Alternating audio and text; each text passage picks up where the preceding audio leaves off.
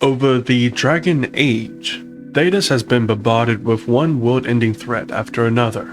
It's hard to believe that all that stood between the world and complete destruction is a single mortal person, our protagonist. And think about it, we faced old gods, wannabe gods, would-be gods, and each time we somehow prevail. What if the reason we keep winning game after game is because we are gods? We're gods! Did you say we're That would gods? Why would you even tempt that shit right now? Hello crows and non-crows alike, my name is Joe Mack, otherwise known as Support Crow, and today we're discussing the possibility of us being the Maker? Okay, let's take a step back. Here's the actual theory. What if we've been playing the Maker the whole time? Now I know that sounds a little crazy, so give me a moment to explain. Let's say the Maker isn't some all-knowing, all-powerful entity like the Chantry claims. Instead, the Maker is a spirit that hops onto our protagonist to give us a little extra push. How would that be the case? How would the Maker, or any spirit, be with us the whole time without the main character knowing about it? Well, we have some examples. In every Dragon Age game, we eventually gained a companion that is up to some kind of spiritual shenanigans.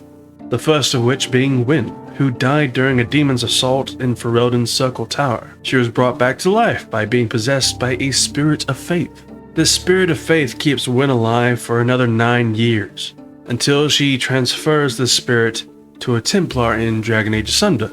In Dragon Age Awakening, we come across a spirit of justice who gets trapped in the body of a former Grey Warden.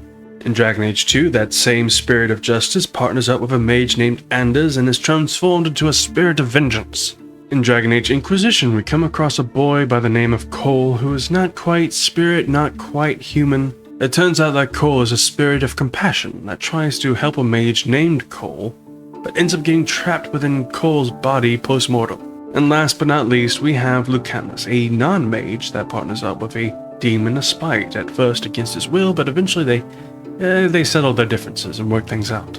In Veilguard, we talk a lot about spirits and what they can manifest as. Actually, throughout all the games, there seems to be a big enough emphasis on the theoretical question of what a spirit can and cannot be. The Chantry says that demons hate the natural world and seek to bring their chaos and destruction to the living. But such simplistic labels misconstrue their motivations, and in so doing, do all a great disservice. Spirits wish to join the living, and a demon is that wish gone wrong. So here's a theoretical question for you. If spirits come in all shapes and sizes and power levels, how are we so certain that we are not already possessed by one? Could we be possessed by a spirit and not know it? Well, we know that both Wynn and Cole didn't entirely know their true nature until they went through some character development, so maybe? And I also want to point out something we may have in common with Wynn and Cole. The Fifth Blight, the Breach, and the Last of the Evaneris are all conflicts that threaten the destruction of the world as we know it. In response, the Warden, the Inquisitor, and Rook stand in their way. But I noticed something similar between all three of them. In Origins, the Warden is shot with arrows and falls, waking up in Flimmer's hat later. In Inquisition, the Inquisitor gets blasted a couple times and wakes up not long after. In Veilguard, Rook gets blasted and wakes up in the lighthouse. Ponder this for a moment. What if we didn't just fall unconscious? What if during these moments, we legit died and were resurrected by the Maker via possession, or whatever spirit the Maker is? See, here is your fellow Grey Warden. You worry too much, young man. You're alive. I thought you were dead for sure. Our leaders struggle because of what we survivors witnessed. We saw our defender stand and fall, and now we have seen her return. The more the enemy is beyond us, the more miraculous your actions appear, and the more our trials seem ordained. Why? Why tear down the veil? You need to listen. No! You have no idea what you have done. This is your responsibility now. Well, look who's still with us. Varric? This is where things get kind of hazy because I'm using the tin hat more than any evidence. This is really just a hypothetical question that I'm bringing to YouTube right now. Just something fun to talk about.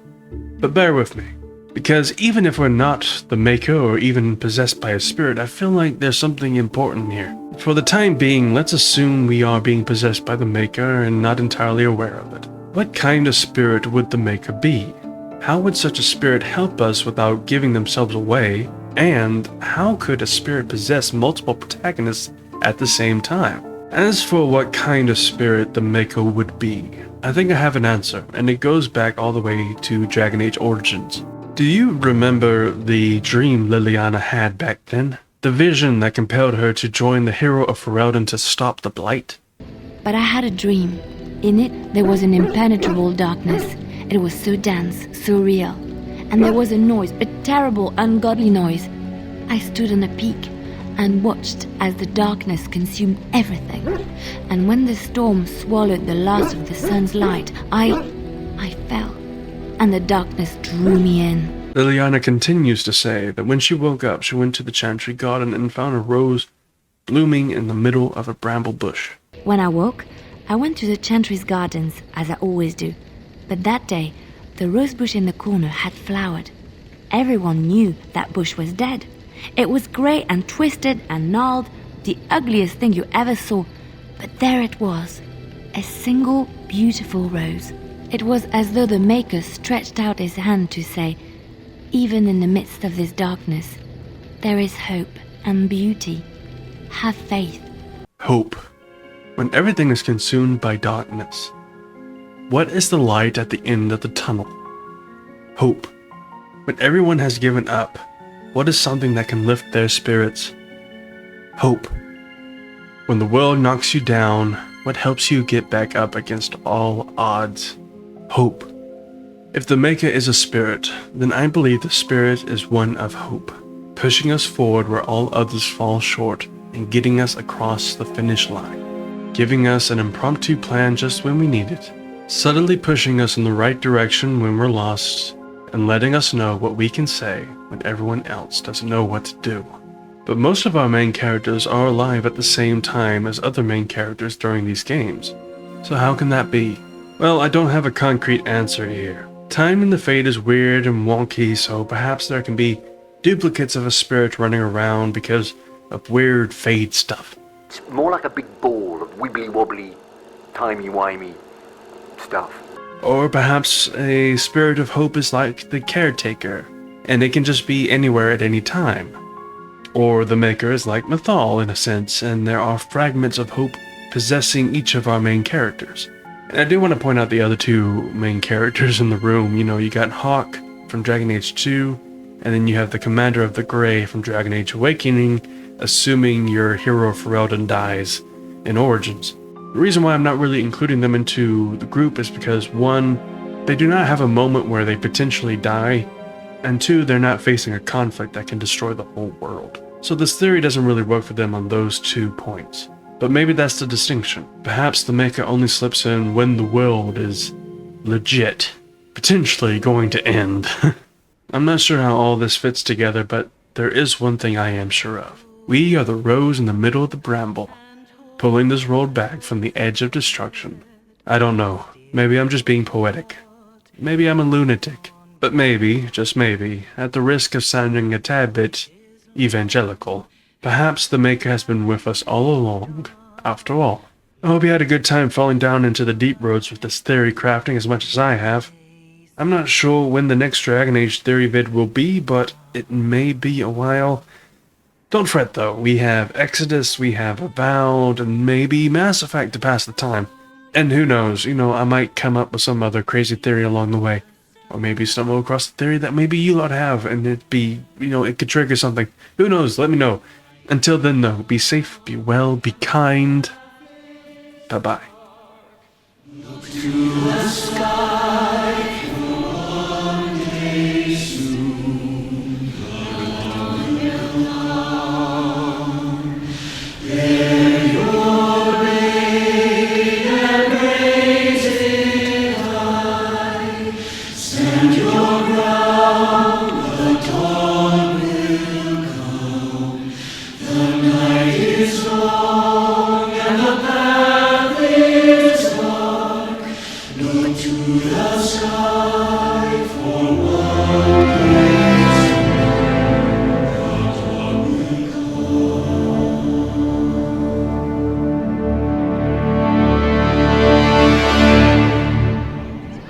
Faith may have yet to find you, but it has already found them.